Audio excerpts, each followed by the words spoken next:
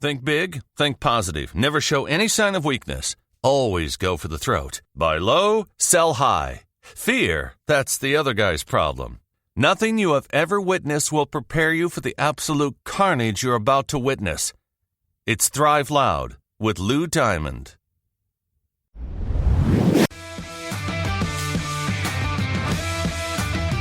What are you waiting for?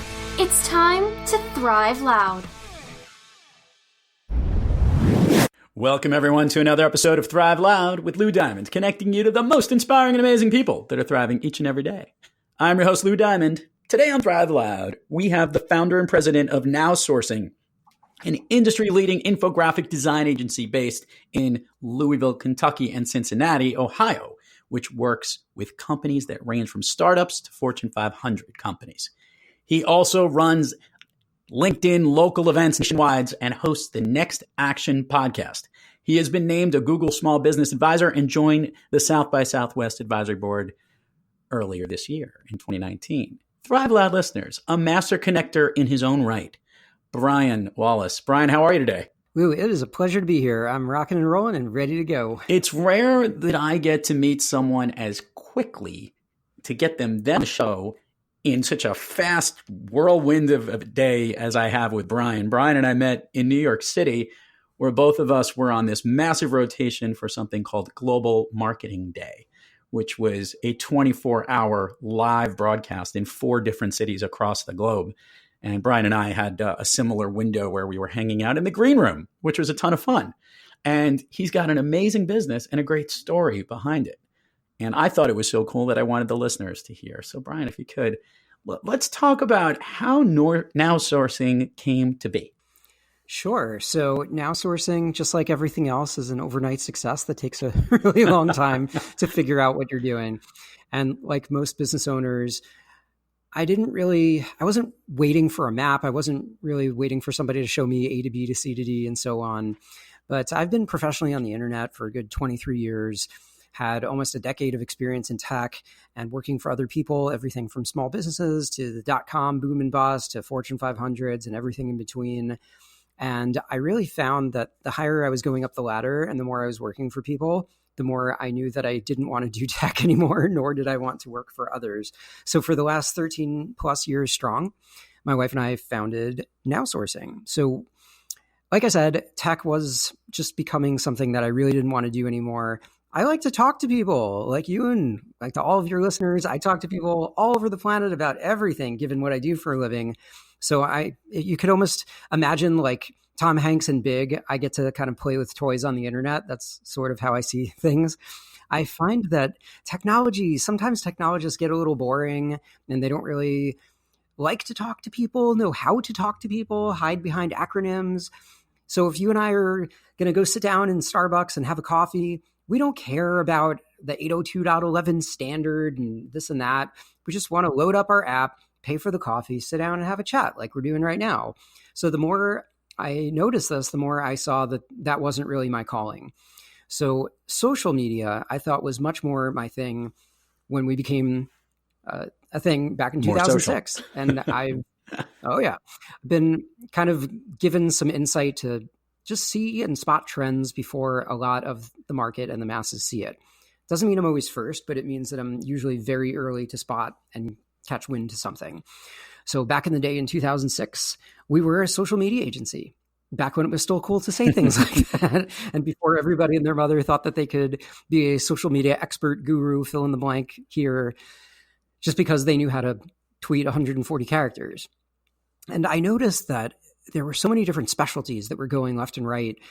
Nowadays, you have famous cats that have lawyers and book deals and movies, and it just got to be ridiculous. So rather than being everything to everyone, even within the small world, quote unquote, of social media, I saw that it was time. So by the end of the 2000s, we took stock of what we were good at. We were great at telling stories. We were great at visuals, and we were great at blowing up the internet and making things go viral, whatever that means, and getting into all sorts of press. So we wrapped up really an end-to-end service. So rather than being a full service kind of agency, which always makes me cringe because what does that mean? How could you be the best at everything?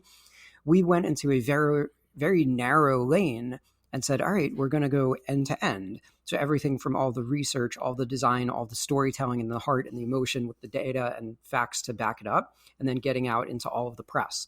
And that's really what we've been iterating and just getting better at for the last 10 or 11 years.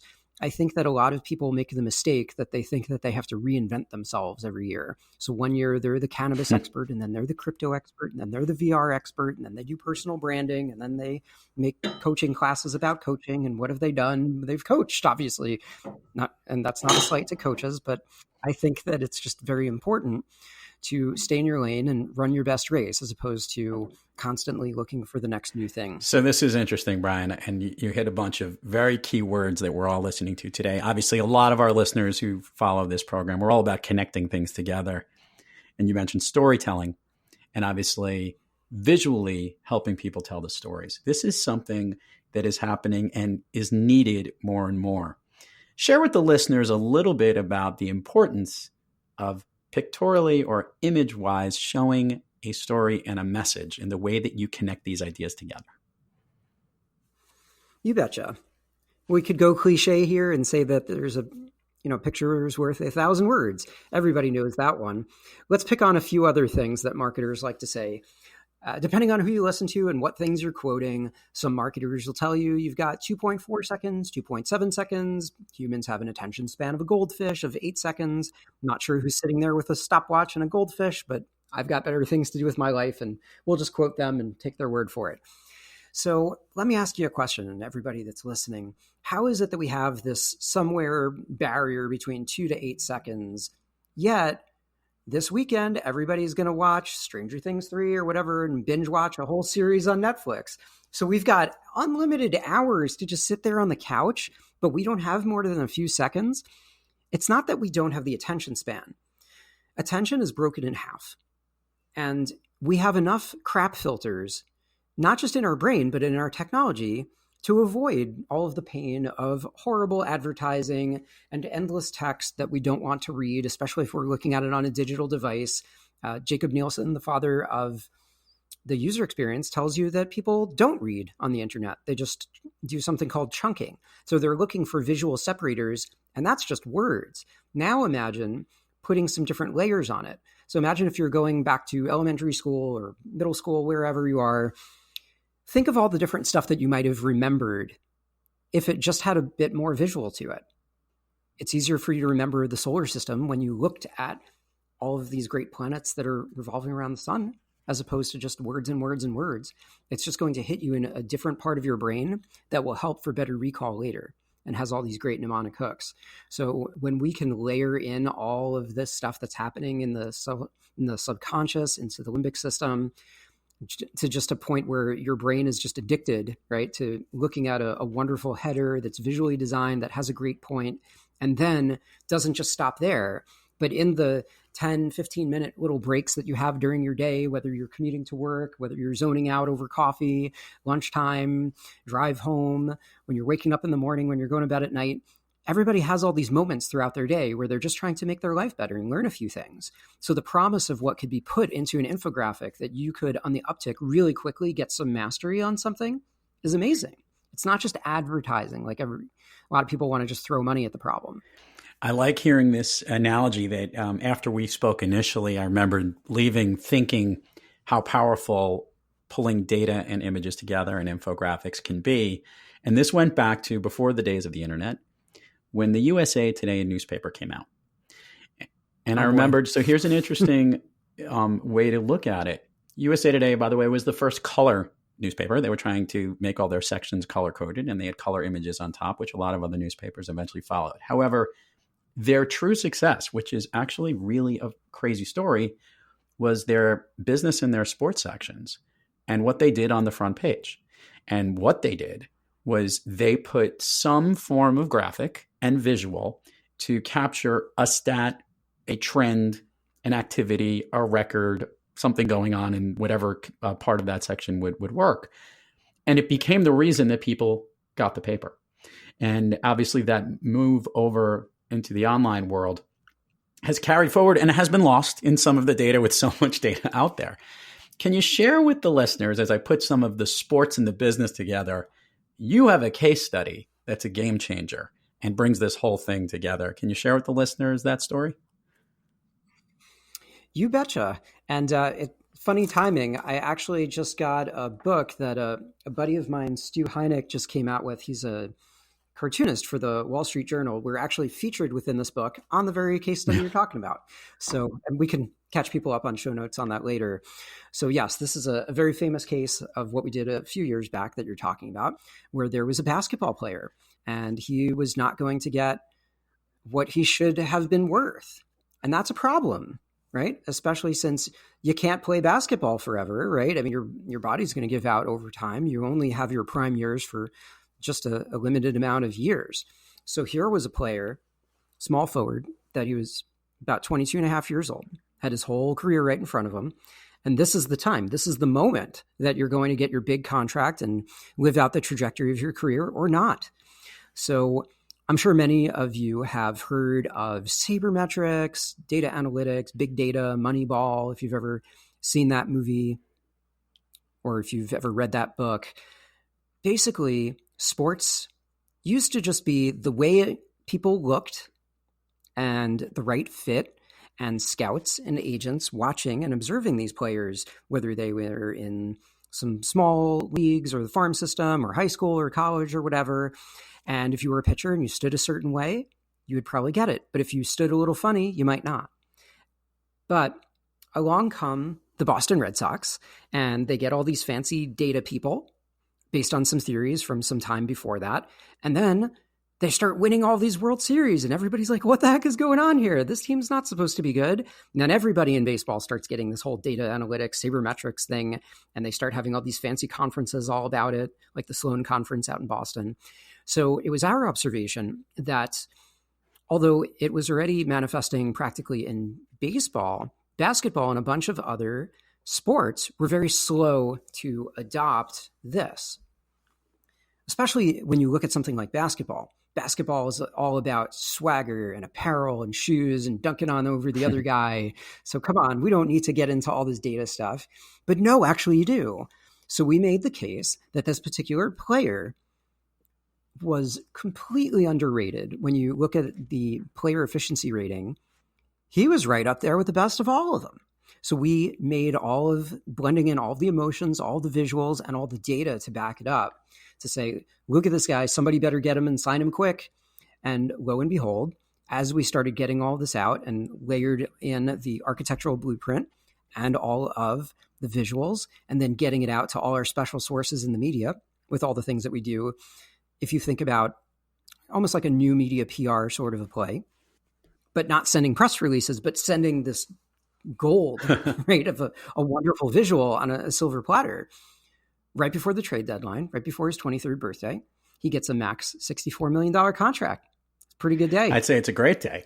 I'd also argue it's a really important component that you help to visualize something that maybe the rest of that very small community, the general managers of the NBA, needed to see in a different light, in the way that people could communicate that. Now, I think what NowSourcing does is pretty brilliant. You help companies do this too. Can you share with the listeners the tactics and how you try to figure out ways to use infographics as a way to not only help a company maybe sell products, but maybe even raise money? Yeah, absolutely. A lot of different walks of life, shapes and sizes and industries come to us. So sometimes it could be a solopreneur in their basement, and sometimes it could be a multi-billion dollar company. And the premise is basically the same thing every time. I think that people and companies, they have products and services that need to see the light of day, and they are getting underrated. They are obscure. People are not understanding. Nobody's going to stop and try to sift through everything, all of your marketing material, all of your collateral. So sometimes you really have to make a foundational message that's as simple as the header and all of the visuals, and then all of the charts and stats and emotion to follow, to really get people to buy into what you're doing. So we love to make a foundational piece about an industry. To just simply explain an industry is an incredible power, because what you're in essence doing is writing the history books, and then it's brought to you by that particular company. So it's a form of edutainment. We're not hard selling. We're not doing sponsorship, advertorials. This is editorial stuff, folks.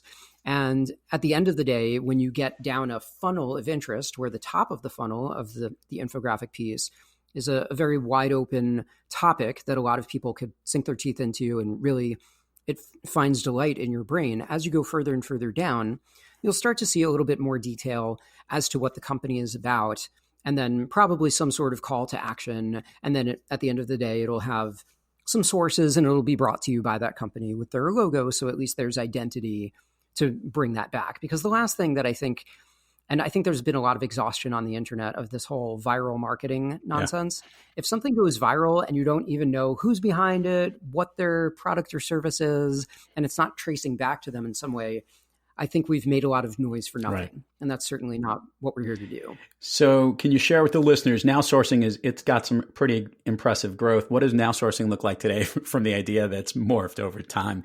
How large is the organization, and what are you looking forward to most as we are recording this at the end of 2019, looking forward to 2020? Sure. So we're 15 folks in 2 cities, primarily in Louisville, Kentucky, and Cincinnati, Ohio. And what am I most excited about? Oh, man, there's always, what's fun about what we get to do is that we're sort of like an information bureau of all the cool new trends and tactics and everything that's emerging in the world. So some of the things that I think are definitely coming into their own as we round the corner and get into 2020, I find that we're doing a tremendous amount of work in the artificial intelligence space. I feel like that's certainly a space that's proven itself to actually make money, and it's not just all promise and pomp and circumstances. I feel pretty excited about cannabis, which is like cannabis. No, I haven't heard that yet. That was good. Oh, yeah, it's a real thing. In fact, we talked about South by Southwest before. Yep. So last year they added an official track all about cannabis. Oh, it's cute. So I feel like between legislation kind of turning around and all of that, it's not just a bunch of people making meme jokes on the internet and stuff like that. A lot of Wall Street is coming into it. Genomics people are doing things. CBD and hemp is certainly becoming a real thing. There's some voice technology that's pretty fascinating. Yep. Even, I'll throw a weird one at you. The pet market has been a booming industry right now. Anything for a dog. It works. It's such a gold mine. Yeah, you might not go to Hawaii this year, but you're not throwing Fido to the curb. Right. So people care about their pets, and it's certainly been a bulletproof industry. It's great stuff. Okay, so what I love asking on this show, Brian, is we all have amazing stories on this show. We have incredible leaders who've done unbelievable jobs getting their business, yet we all have days where we're not quite kicking on all cylinders. When you have trouble thriving, who or what practice do you seek to get yourself back on the thriving track? Oh boy. So I think that a lot of people have some sort of routine and centering in their life. So for some people, it may be their higher power. Some people, it may be meditation. So something that I like to say to people, and this is pretty rough, but since you asked, when people are indicating to me that they're having a bad day, or they're kind of muttering about, oh, it's not so great. Oh, no, I have to go make money. Oh, I don't want to go to work today. The weather's bad, blah, blah, blah. I literally say to them, I just say, hey, you woke up today, didn't you? Mm-hmm. So I'm very grateful to my higher power every day that I'm awake and alive to be able to do anything. And I tell people on the other side of that, treat every day as if it's your last. What did you do today to really make an indelible mark into the world? And if you're not doing that, what was the point of what you did today? That's not necessarily the first thing I share with people, because that is very intense. But as people know, I just have a very intense personality. I like to tell people I don't have multiple gears. I'm just on or off. So that's what you get from me. You just get, maybe that's the New Yorker in me, but New Yorker plus internet, or recovering New Yorker as I am in the Midwest. That's just kind of the thing, man. I think that's really the way that I operate and live. And I'm just all about brutal truth. I like it. Brutal truth, brutal honesty, and appreciating living life to the fullest each and every day. I think that makes perfect sense with all the great things that you've done and what you've accomplished with NowSourcing. So Brian, what we'll do here, we'll take care of the admin part of the show. Share with the listeners all the places people can find you, NowSourcing, things you have on the horizon. We will put it all in the show notes, but it always comes better when they hear it from you. You betcha. And thank you so much for having me on. It's been a real pleasure. always a pleasure to catch up with you, and certainly hope this was very valuable to your listeners. So since I have one of the most common names on the internet, Brian Wallace, there's probably literally hundreds of thousands of people with that name. I've kind of given up on that as a moniker for the internet. So I usually go by the name of my company, NowSourcing, on all social handles. You'll see me pretty quiet on a lot of social handles, except for LinkedIn, which is where I really try to turn up the noise, do most of my original content, as well as live streaming. I also obviously can be found at nowsourcing.com. And for the last year or so, have a small but growing podcast, which is basically 15-minute conversations, catapulting people into their greatness, helping them not just be stuck in their own subjective, objective zone. So I can help them spot some of the things. And that's called Next Action, which can be found at nextaction.cc. I like this. I like it. And you have a good voice for podcasting, Brian. So you keep it going. We want to see more. That's what they tell me. That's why I do keep it up, because it does connect you and gets you out there a little more. So this is awesome. 2 more questions to take us home here. First of all, we'll go with the signature Thrive Loud question. What's your all-time favorite movie, Brian? Yeah, I had to think about this one. So I almost feel like this just kind of depends on the mood and what I'm feeling. I love 80s nostalgia stuff. So anytime people love to do stuff like that, I'm into it. So the one that I'm going to go with here, which was also made popular again a little bit by Ready Player One, which is not the favorite movie. The favorite is War Games. No, I love War Games. I think that they did so much stuff in that movie that later became actual technology. I think that's what was pretty cool about it. There's actually a thing called the War Dialer. Like when David Lightman calls up all those companies, the stuff kind of didn't even exist yet, and it came out of the movie. Yeah. And then, of course, they had the whole thing where I think they got the DEFCON 1 and 5 mixed up. Yeah, but hey, that's true. That's true. They went the wrong way, right? Maybe they had to do that to kind of distinguish things in reality or something like that. I don't know. But as much as it was a period piece and it's a little Cold War-y kind of stuff, you could still watch that again. And it's just an incredible movie, even in today's time. I just love the fact that globothermonuclear war was actually a game option, decided by... Wouldn't you just like to play a nice game of chess? Absolutely. Come on. It was so great. And a good message and a fun story all as well. Although the scariest thing in the entire world, that a little teenage boy can actually hack into the system and set off World War III. But, it was important messaging for all of us. Absolutely. It inspires us to do good, right? It totally does. Now I got the question that I don't know if you thought of. There's the famous expression, the sharpest knife can't shave its own handle. So as it relates to NowSourcing and the infographics that you need for your organization, how have you looked inside your own organization and tried to figure out how to measure what it is that you guys do best? How do we measure what we do best? That's a good one. So I feel like the world gets really obsessed with small metrics or vanity metrics. So in the world of social, how many likes and retweets and this and that. And as we see, Instagram is about to pull likes out of it. So we know that some of the world of the impressions and the page views and the hits, as we go on through our internet time, we see that a lot of the things that are not real engagement metrics don't really matter. So the game that I really feel like there is to play as we go into 2020, and everybody's going to be talking about 2020 hindsight, 2020. You're going to hear that all over the news. Just going to be nonstop. I feel like there's a game of influence, sort of like what we talked about on the basketball player contract, that people aren't even thinking about. People look at the small moves and they don't look at the stack.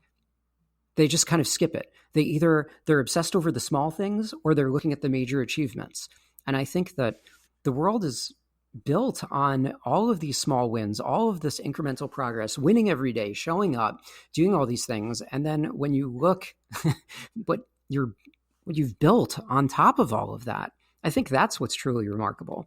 The influence that you could build, but, and this is a big but, without the ego. I think it's easy to get lucky and everybody starts seeing your name in lights and you go everywhere and everybody knows who you are.